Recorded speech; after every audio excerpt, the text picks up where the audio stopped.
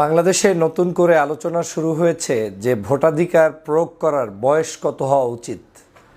কেউ বলছেন পুরানো সিস্টেমের 18 বছরই থাকতে হবে, কেউ বলছেন নতুন করে 17 বছরের যারা নাগরিক রয়েছেন, আমাদের বর্তমান প্রজন্মের তরুণ প্রজন্মের মানুষরা রয়েছেন, তাদেরকে সংযুক্ত করতে। আর আমি বলছি 15 বছর থেকে বাংলাদেশের ভোটাধিকার প্রয়োগের বিধান করে নতুন আইন করা উচিত।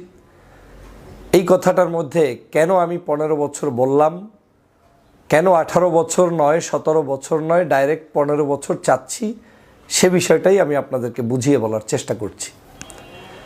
আপনারা জানেন যে আমরা মনে করি তাকি সুস্থ মস্তিষ্কের মানুষ যে বুঝবে যে তার জ্ঞান বুদ্ধি দিয়ে যে কাকে ভোট দেওয়া উচিত, সে পাগল নয়, সে কোনো ধরনের ভুল সিদ্ধান্ত নেবে না।